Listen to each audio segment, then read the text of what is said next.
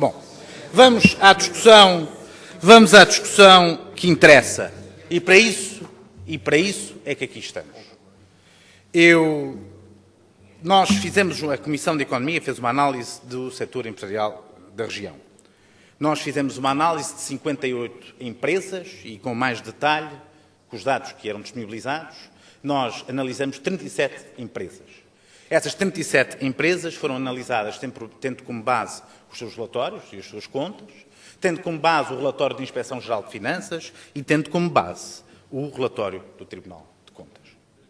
É curioso salientar que, apesar de muitas notícias que foram saindo, de muitas acusações que foram feitas, apesar das dificuldades em que vivemos, apesar das dificuldades que o próprio setor empresarial regional tem, e é preciso admiti-lo, e tem, primeiro, que atravessamos uma conjuntura muito complicada, quer ao nível do consumo, portanto, das vendas dessas próprias empresas, quer ao nível do acesso que essas empresas têm em termos de custos financeiros, do acesso ao mercado de crédito, quer pelo facto de o Governo ter assumido como necessidade estratégica do setor empresarial regional salvar um conjunto de empresas que estavam falidas.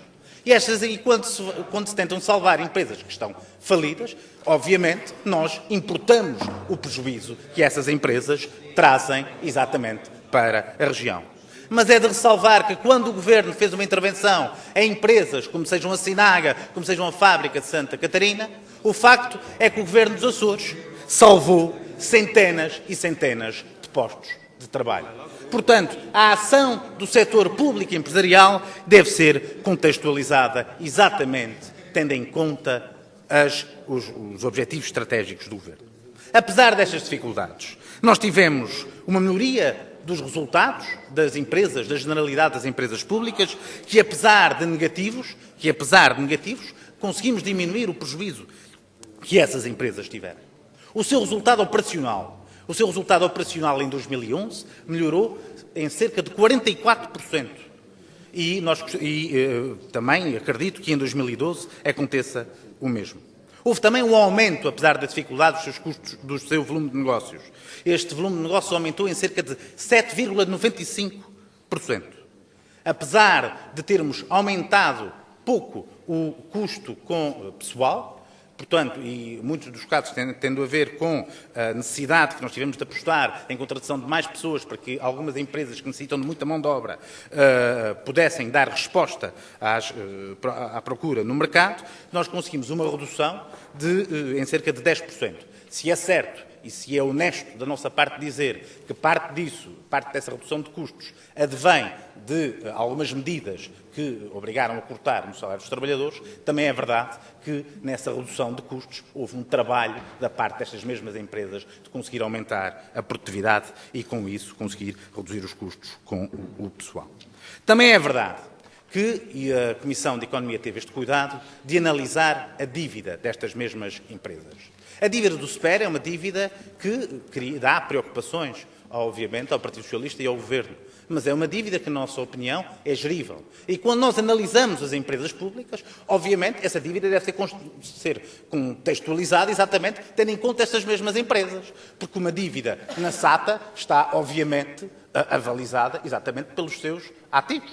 Portanto, deve ser feita uma contextualização exatamente na análise dessa dívida. Há vários critérios na análise desta mesma dívida, deduzindo os interesses minoritários, fazendo a correspondência dessa dívida entre todas as empresas, o que faz abater significativamente os valores que são registados, mas mesmo assim há dois valores. Há um valor de Inspeção-Geral de Finanças, que coincide com o valor calculado pela Comissão de Economia quando fez a aferição de todos os relatórios e contas, e há a dívida aferida exatamente pelo Tribunal de Contas. Se forem ver o relatório do setor empresarial regional, estão lá esses dois valores. E nestes dois valores, aquilo que nós verificamos é que a dívida financeira do SPER diminuiu, no caso da análise feita pelo Tribunal de Contas, em cerca de 1%, o valor de 35 milhões de euros, e no caso da IGF, eu não tenho os números de cor, penso que na ordem dos 40 milhões de euros. Mas deve ser ressalvado que em ambos os casos, de 2010 a 2011, o facto é que, apesar das dificuldades que nós tivemos, e foram algumas, nós conseguimos reduzir a dívida financeira em cerca de 1% num caso e um pouco mais na análise feita pelo Tribunal de Contas. Indo à saúde. Houve aqui algumas divergências, eu percebo a análise e a tentação que os seus deputados possam ter de querer ir um bocadinho mais além na análise do setor da saúde, mas, ao nível, apesar de tudo aquilo que foi dito, 40% da dívida, e essa análise é feita, 40% da dívida está em todo o setor da saúde.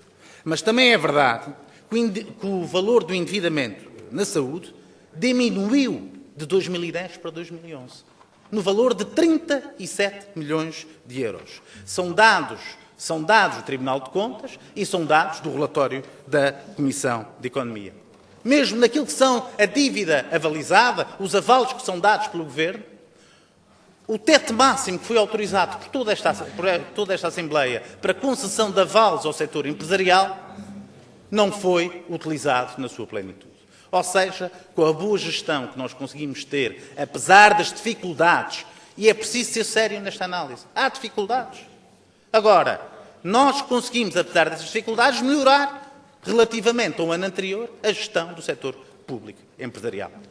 Repito, o Partido Socialista e o Governo, que é suportado pelo Partido Socialista, assume o setor empresarial como algo estratégico, com o objetivo de desenvolver áreas que necessitam de uma discriminação positiva, com o objetivo de assegurar níveis de emprego satisfatórios e que sustentem a economia em algumas ilhas, como é o caso da Ilha de São Jorge, onde a fábrica Santa Catarina é fundamental para manter parte do bem-estar social desta ilha.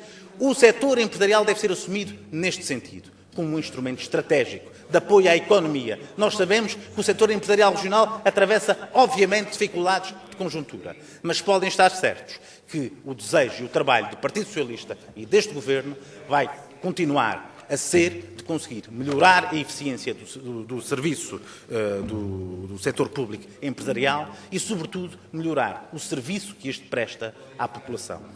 O serviço à população em primeiro lugar e logo depois todo um conjunto de medidas de austeridade e de uma estratégia economicista que nós negamos à partida.